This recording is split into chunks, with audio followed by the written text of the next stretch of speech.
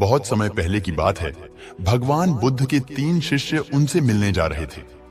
सफर बहुत ही लंबा था, इसलिए उन्हें चलते चलते सुबह से शाम हो गई और गर्मी भी बहुत थी।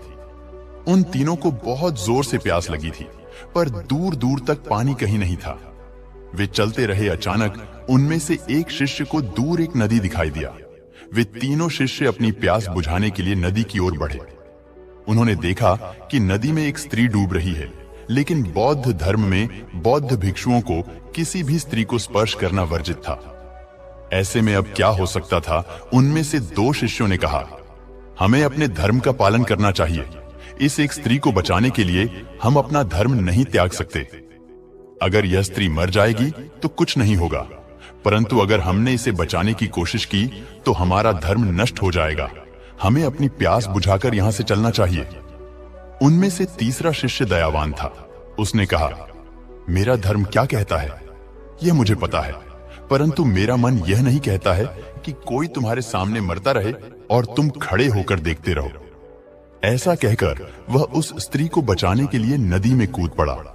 कुछ देर प्रयास करने के बाद उसने स्त्री को पकड़ लिया और उसे अपने कंधे का सहारा देकर बाहर निकाल लिया।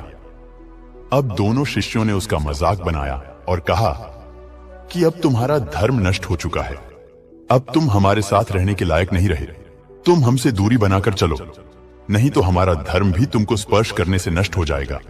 उन दोनों की बातों को सुनकर उसे बहुत दुख हुआ, परंतु वह कुछ नहीं बोला। कुछ देर चलने के पश्चात वह तीनों भगवान बुद्ध के समीप पहुंच गए और दोनों शिष्यों ने बुद्ध को मार्ग की सारी बातें बताई। उन्होंने कहा, बुद्ध, हमने इसे रोकने की बहुत कोशिश की, परंतु यह नहीं माना। इसने उस स्त्री को स्पर्श करके घोर पाप किया है। इसे इस अपराध का दंड अवश्य मिलना चाहिए।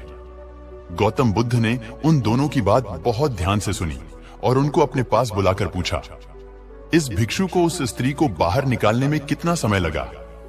दोनों ने एक साथ जवाब दिया, कम से कम उसको बाहर लाने में इसको 25 मिनट का समय लगा होगा। बुद्ध ने फिर पूछा, इस घटना के पश्चात तुम्हें यहां तक आने में कितना समय लगा होगा? दोनों ने फिर से जवाब दिया, यहां तक आने में हमें कम से कम 8 घंटे लग गए।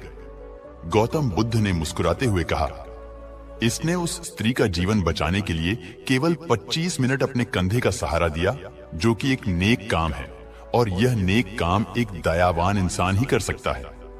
और तुम दोनों पिछले 8 घंटे से उस स्त्री को अपने मन में बैठाए हुए हो, वह भी इसलिए कि यहां आकर मुझसे इसकी शिकायत कर सको, जो कि एक बुरा काम है और एक निर्दयी इंसान ही ऐसा कर सकता है। अब तुम दोनों ही बताओ मुझे कि तुम में से पापी कौन है? दोनों शिष्य चुप हो गए। अब वो समझ चुके थे कि पाप केवल शरीर से ही नहीं, मन से भी होता है।